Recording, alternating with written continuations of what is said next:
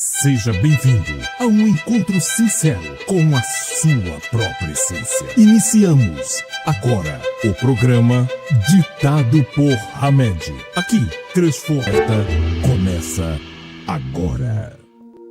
Olá, meus amigos, sejam muito bem-vindos ao nosso momento Ditado por Hamed, um momento em que nós nos dedicamos a estudar duas obras de Hamed, Os Prazeres da Alma e As Dores da Alma.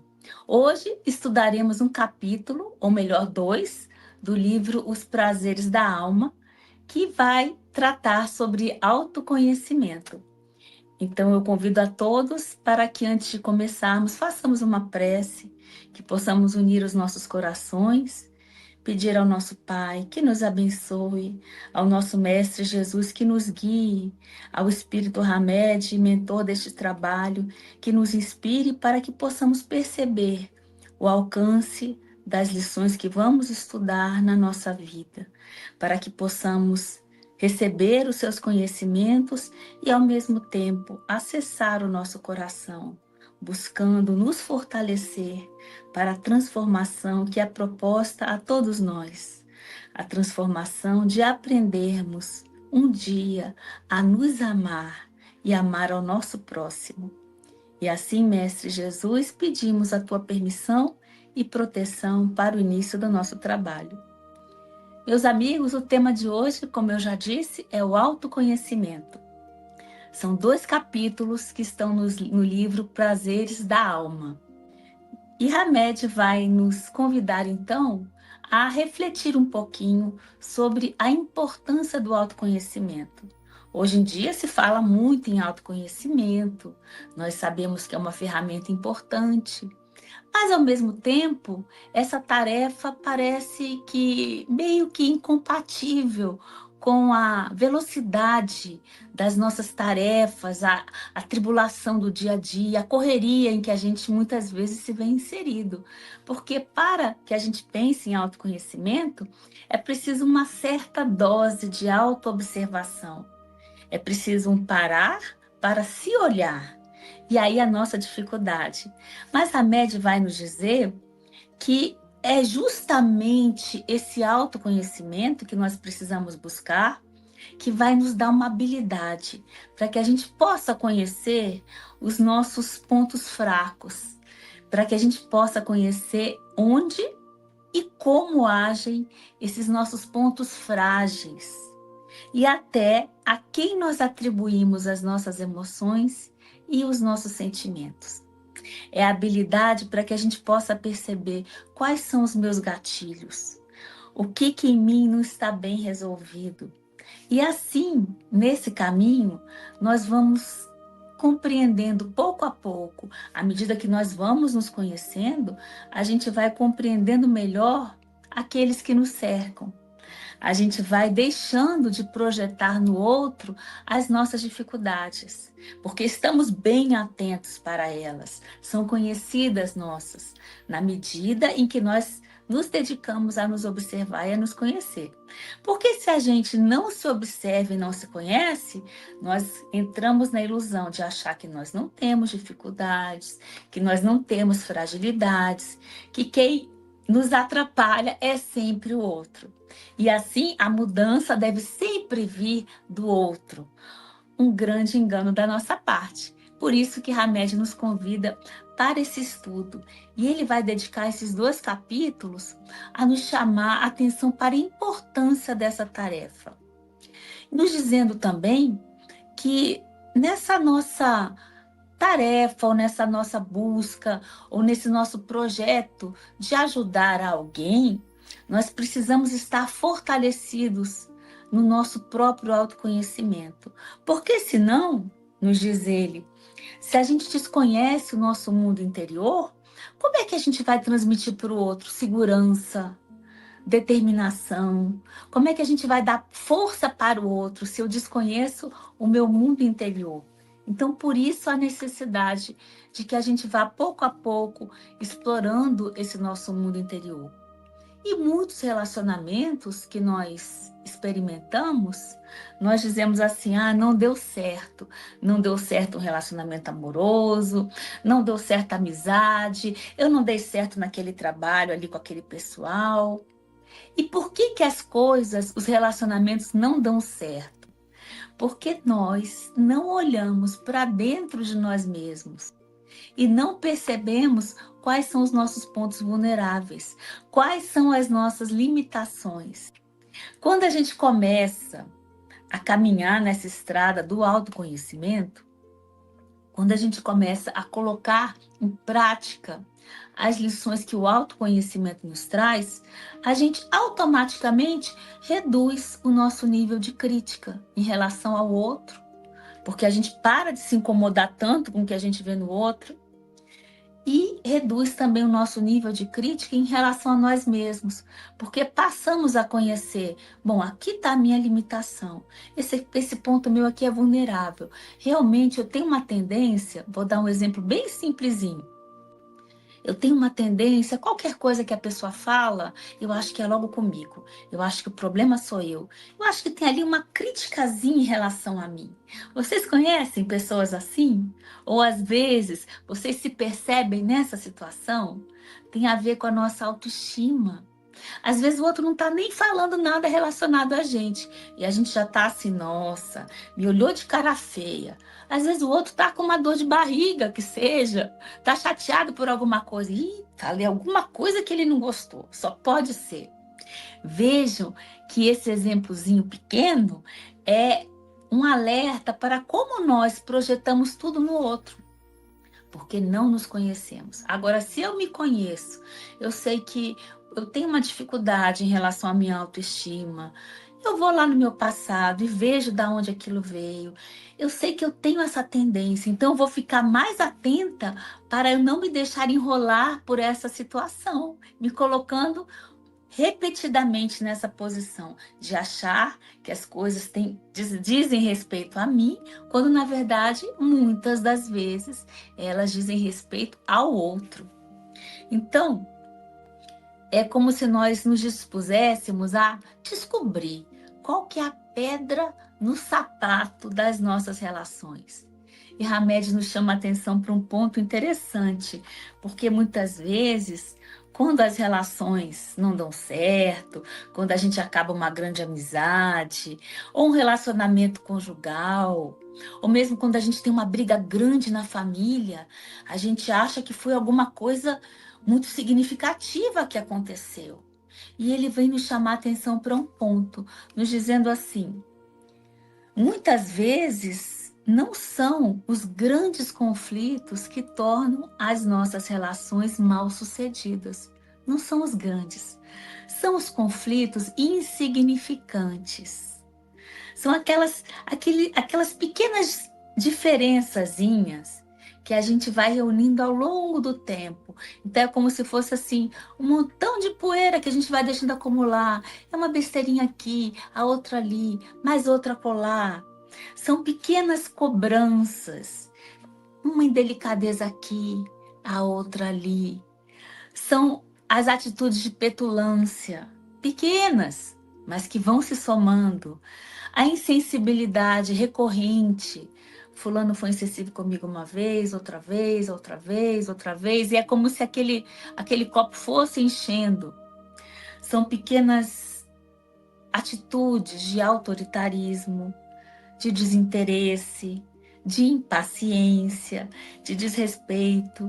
Então ele vai nos dizer, são o conjunto de insignificantes diferenças reunidas ao longo do tempo.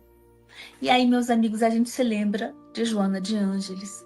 Lá no Evangelho segundo o Espiritismo, no capítulo 9, no item 7, que vai nos falar que a vida é feita de 1000 bagatelas. Tem traduções que falam assim, de 1000 nadas, que são como alfinetadas, que acabam por nos ferir. Vejam a semelhança dessa mensagem, que é a mensagem na qual ela vai estudar a paciência, Vejo a semelhança dessa mensagem com que nos ensina o Espírito Hamed, aquele tanto de coisinha insignificante, mas que parece um monte de alfinetada que terminam por nos ferir. E aí, nessa lição do Evangelho, ela nos convida para que a gente possa olhar para os deveres que nos são impostos e para as consolações. E aí a gente vai perceber que temos mais bênçãos do que dores. E ainda mais adiante nessa lição, que não é o objeto do nosso estudo, né? Mas a gente vai citar, só porque não resistimos à coincidência das visões, ela vai nos falar que o fardo parece muito mais pesado se a gente olha para baixo do que se a gente olhar para o alto. Então, a nossa necessidade de, diante das dificuldades da vida, seguirmos caminhando, olhando não só para os problemas, para as dificuldades, para o que a gente acha que não vai superar, mas que a gente possa olhar também para o alto para perceber as bênçãos que a gente recebe.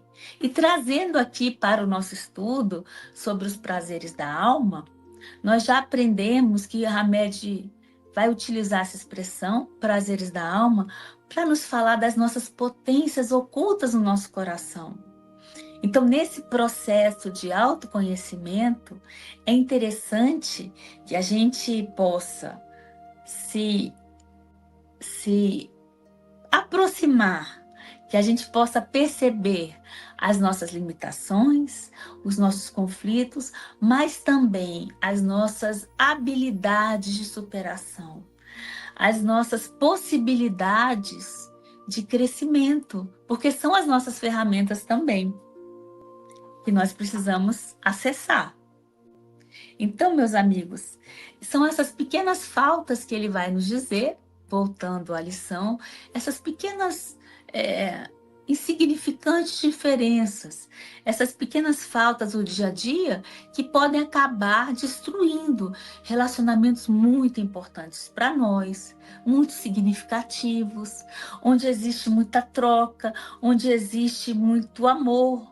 Então precisamos ficar atentos para esses pequenos deslizes, porque nós acabamos lançando na nossa vida de relação emoções que Hamed vai chamar de inaceitáveis. Por que são inaceitáveis? Porque a gente não pode sentir aquilo? Não, não é isso que ele quer dizer. Ele quer dizer inaceitáveis porque são emoções que a gente não percebe. São emoções que estão no que ele vai chamar de nosso lado escuro. E quando ele diz nosso lado escuro, ele não quer dizer assim nosso lado horroroso, tenebroso, malévolo, não. Ele quer falar escuro no sentido de que aquilo que não é percebido pela nossa consciência. É a nossa vida inconsciente. Essa área do nosso inconsciente que acaba nos governando e ditando as nossas normas. Tanto quando a gente se vê envolvido num confronto desagradável, quando a gente tem aqueles ímpetos de debochar, de fazer ali uma gracinha sem graça muitas vezes. É essa região inexplorada do nosso psiquismo, esse lado escuro, essa região inconsciente, que ele vai dar o nome de sombra. E ela aparece como? Naquelas brincadeirinhas ali, entre aspas, que a gente faz. Muitas vezes, como eu já disse, de mau gosto. As palavras que a gente vai utilizar, muitas vezes mais engraçadas ou até picantes. Aquelas piadas chulas, aquelas expressões maliciosas, onde tem aquela ironia, aquele tanto de cinismo. São mensagens subliminares que nós estamos endereçando ao outro. Então, são essas emoções que ele vai chamar de inaceitáveis e que acabam por bagunçar a nossa vida de relação. São essas mensagens que aparecem quando, por exemplo, a gente se horroriza com o comportamento sexual das pessoas, quando a gente recrimina as pessoas porque elas são de uma raça diferente ou de um credo diferente.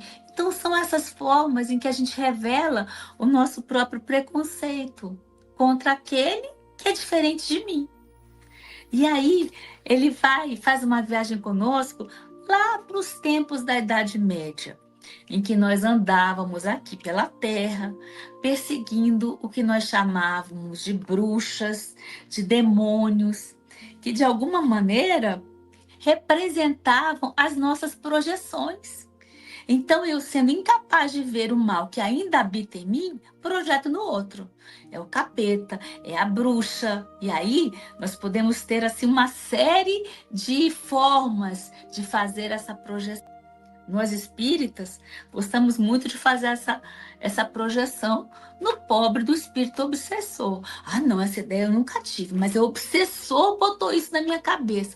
Foi o obsessor que me fez xingar, foi o obsessor que me fez viver esse momento de total descuido, de deslize, de erro. Foi o obsessor, porque eu mesma não. Vejam que nós projetamos e nós aprendemos com o Espiritismo que nós estamos regidos pela lei da sintonia. Então, nós atraímos aqueles com os quais nós sintonizamos, com os quais estamos ligados por compromissos ou por afinidades. E muitas vezes essas afinidades não são na área da prática do bem, muitas vezes são na área da prática de situações muito complicadas para nós. Então, meus irmãos, voltando ao que nos diz Hamed sobre a Idade Média, ele vai falar que esses demônios e essas bruxas da Idade Média, eles simbolizavam as nossas brutais projeções do nosso desconhecido lado escuro. E aí, aquelas coisas horrorosas que a gente fazia, né? Os suplícios, as fogueiras, a guilhotina, ferro em brasa, tudo isso são marcas históricas de uma crueldade nossa que era inconsciente. Porque a gente não dizia que o mal era o outro, o mal era a bruxa, era o herege. A gente projetava a nossa crueldade inconsciente. E ainda, para ficar bonitinho, para a gente ficar bem na foto, disfarçava essa crueldade numa roupagem de falsos princípios filosóficos ou religiosos. Quanta coisa horrível nós, humanidade, fomos capazes de fazer, entre aspas, em nome de Deus. Deus quer que seja assim. E toma maldade, toma injustiça. Então vejam a nossa capacidade de inconscientemente projetarmos a nossa sombra individual ou coletiva no outro. Por isso, a necessidade urgente do autoconhecimento para que a gente possa ir avançando, que a gente pegue as características da nossa sombra para a gente. O problema é nosso, precisamos nós mesmos resolver e não jogar aquilo ali para o outro. Então, esse desconhecimento que a gente ainda, que a gente ainda tem, só arrumar aqui, eu sou estabanada, bati aqui o pé no suporte, desculpem, voltando. Então, esse nosso desconhecimento da nossa vida interior profunda é que vai nos conduzir para o vale da incompreensão dos nossos sentimentos para com nós mesmos e para com o outro. E aí tanto desentendimento, e aí tanta confusão, e aí tanta dor. Então vejam, meus amigos, como que o desconhecimento do nosso mundo íntimo nos traz aflição, nos traz dor, nos traz sofrimento. A boa novidade é que a capacidade de nós fazermos essa viagem de autoconhecimento, todos nós temos. Basta que a gente queira colocar o pé nesse caminho. E quando que a gente projeta essa nossa sombra, da qual o Hamed fala no outro? Ele nos dá vários exemplos para que a gente possa pensar. Então, quando a gente pega alguém para Judas, é tão horrível essa expressão, né? Mas o Hamed ele usa e eu estou só repetindo. A gente pode falar assim, quando a gente pega alguém para bode expiatório, né? Tudo de ruim está no outro. Em mim não tem nada de ruim. Quando a gente denigre ou julga a sexualidade alheia, sem nos darmos conta que todos nós temos os nossos próprios conflitos sexuais. A sexualidade, quando a gente começa a estudar a psicologia e a psicanálise principalmente, a gente vai perceber que a nossa sexualidade, ela é conflituosa, ela é complicada. Então, quando nós, não querendo perceber os nossos próprios conflitos, acabamos jogando isso para o outro, nós acabamos julgando a sexualidade alheia, que na verdade não nos diz de forma alguma a respeito. Quando a gente tem uma repugnância muito grande por alguma coisa, ou um ódio muito grande sem controle, e a gente manifesta isso aí por palavras, por gestos violentos, isso é tudo a projeção da nossa sombra. Quando a gente fica extremamente irritado diante de certa reportagem ou certo assunto. Claro, a gente pode aceitar tal coisa, não aceitar, mas ele vem nos falar dessa irritação extrema, desmedida, que certamente quer nos falar de algo além daquilo ali que está na aparência, daquilo ali que nós mostramos. Atitudes de cinismo, quando a gente está numa posição de ser muito cínico, toda hora ridicularizando, ironizando. Quando nós fazemos projeções maliciosas em presença de pessoas que nós consideramos diferentes por alguma razão, a nossa dificuldade de aceitar a diferença do outro é uma projeção da nossa sombra. E por isso, ele nos lembra, olha, já chegou, já é chegado o tempo de nós deixarmos de apontar o cisquinho no olho alheio. Como nos disse Jesus, né? A gente vê aquela poeirinha mínima no olho do outro e não vê a trave nos nossos olhos.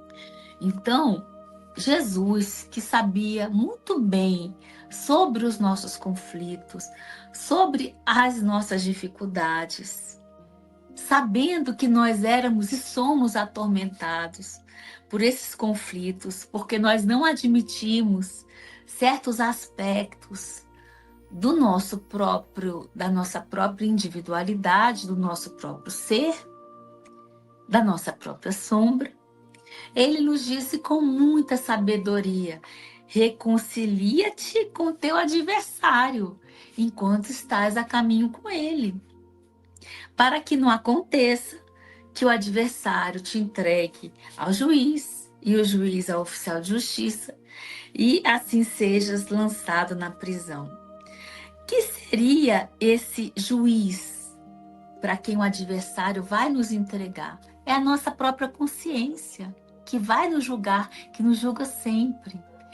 Quem seriam esses oficiais de justiça? São os benfeitores espirituais que nos recolhem e nos encarceram na prisão. Qual é a prisão? É o corpo de carne. São as reencarnações sucessivas, às quais nós somos lançados para que a gente possa aprender, para que a gente possa melhorar, para que a gente possa refazer os nossos caminhos.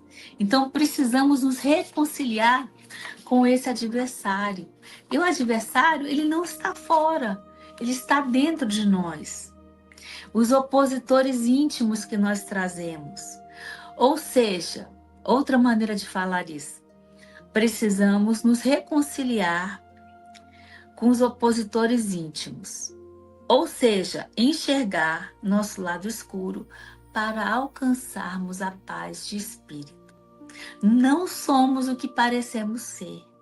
E o autoconhecimento é essa capacidade inata que nós temos, todos nós temos essa capacidade de realizar essa tarefa do autoconhecimento, que vai nos levar pouquinho, devagarzinho, a ir percebendo tudo aquilo que nós já conseguimos transformar em nós. A gente vai ver tudo? Claro que não, é gradativo.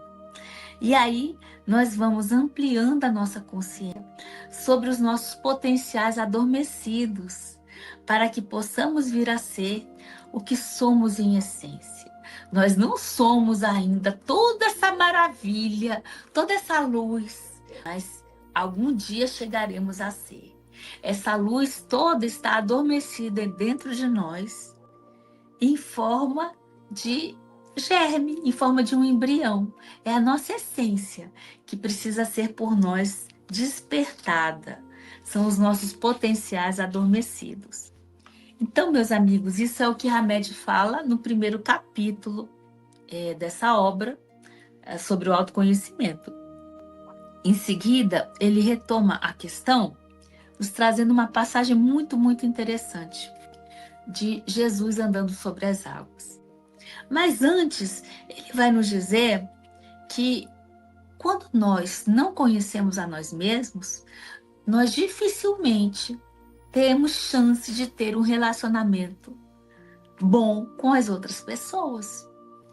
E para que a gente possa alcançar esse autoconhecimento, porque a gente fala assim, bom, então tá, a Med fala que eu preciso me conhecer para eu ter um relacionamento bom com os outros.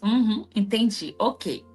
Como que eu faço isso? Qual é a chave para que eu possa desenvolver essa capacidade? Ela é inata, ok, mas o que eu preciso? E ele vai nos dizer que a gente precisa exercitar a autorreflexão.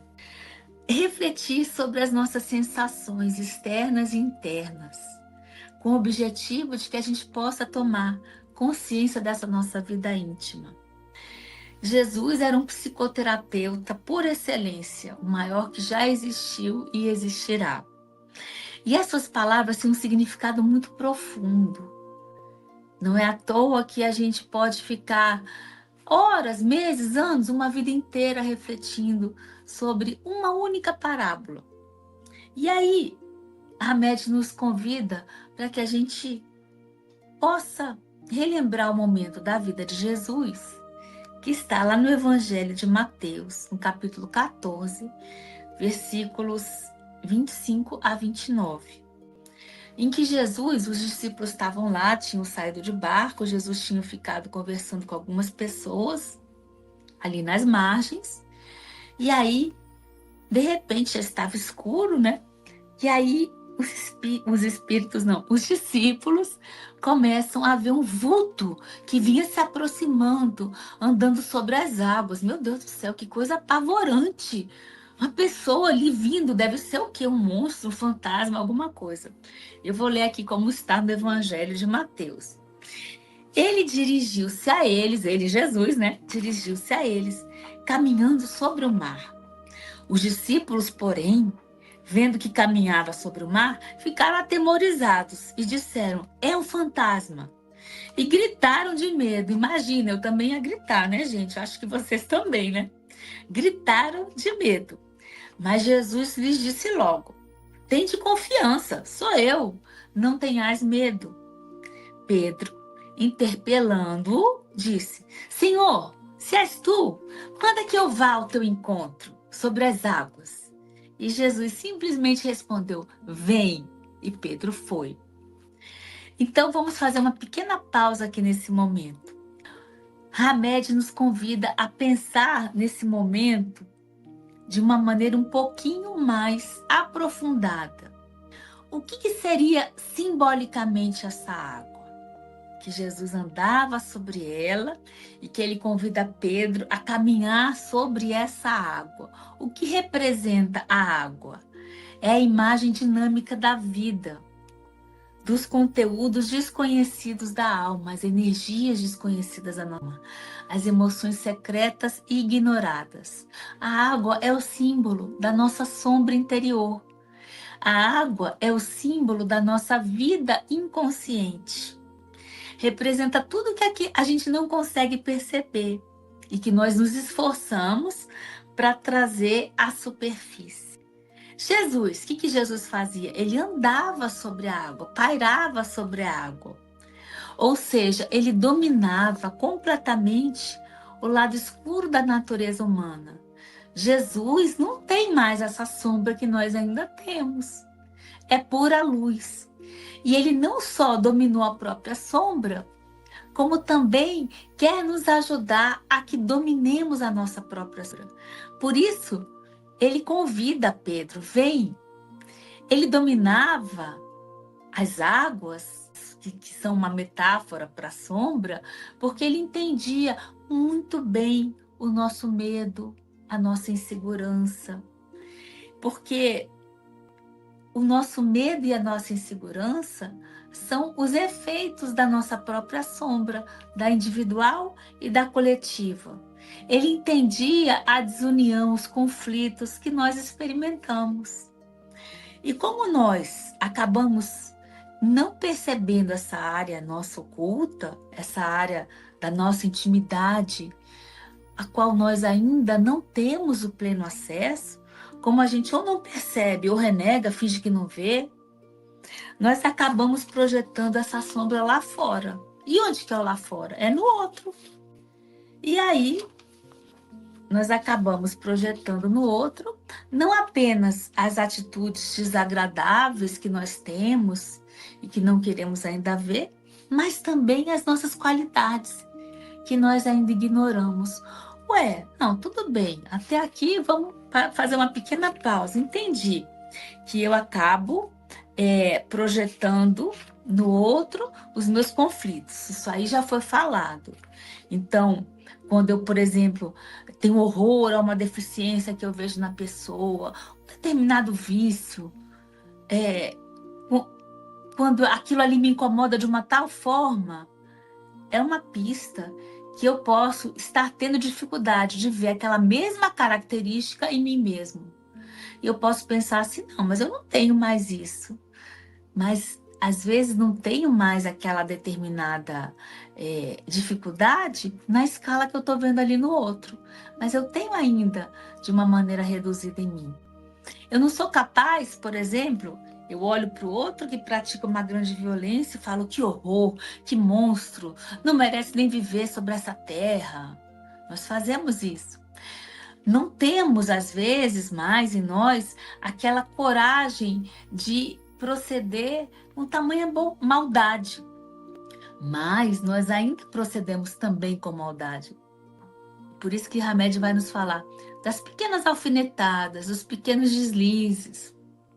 E se nós não agimos daquela forma agora, nós já somos sabedores de que nós viemos de outras existências na Terra. E que, como nós estamos evoluindo, é claro que a gente também já praticou algumas coisas das quais nós nos envergonharíamos hoje em dia. Então, assim, nós acabamos projetando essa nossa sombra no outro. Quando a gente critica demasiadamente ou não reconhece ao outro o direito de evoluir no seu próprio tempo. E as qualidades? Quando é que a gente projeta as qualidades que nós temos ocultas em nós no outro? Quando a gente atribui os nossos potenciais que a gente ainda não desenvolveu, fazendo do outro um herói, um guru. Ah, meu Deus, aquela pessoa é o máximo. Eu não tenho aquilo ainda desenvolvido em mim, eu tenho em germe, sementinha. Mas aí eu acho que o outro já tem. E aí eu atribuo a ele essa qualidade de guru, de herói. É uma maneira da gente também projetar a nossa sombra no outro.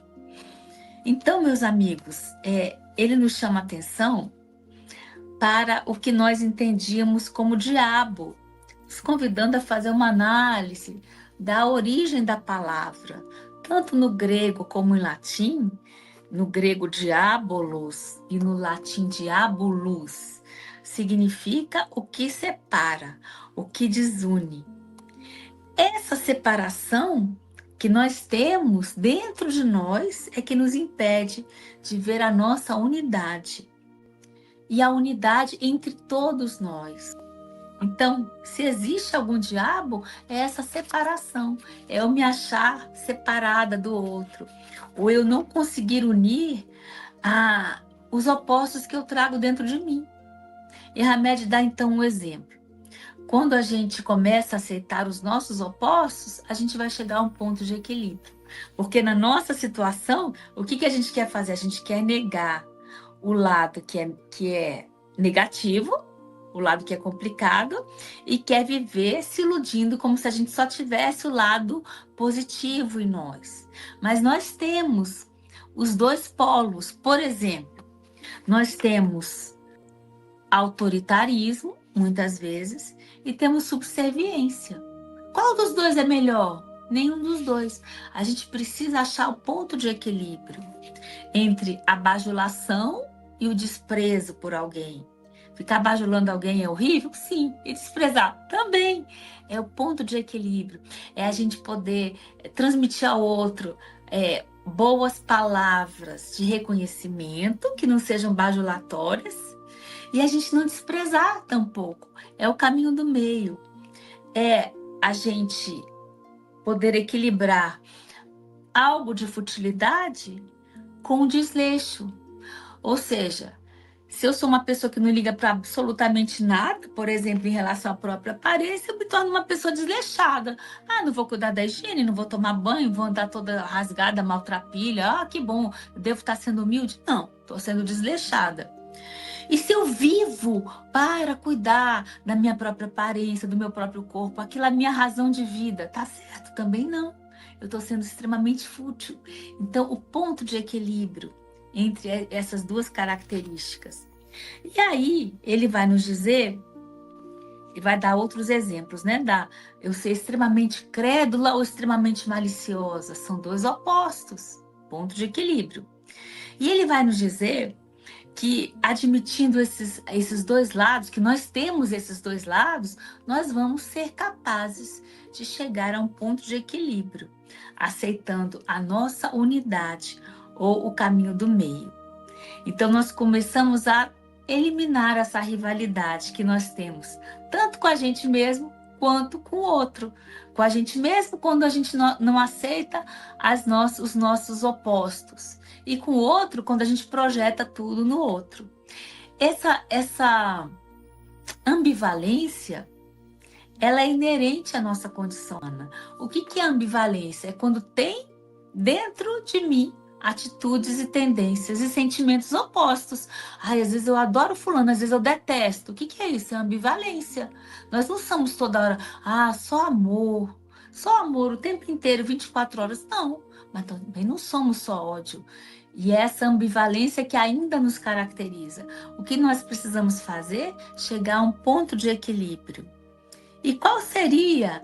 Como é que nós poderíamos unir esses opostos para que a gente possa alcançar o equilíbrio? É justamente através do amor. É esse amor que vai nos unir.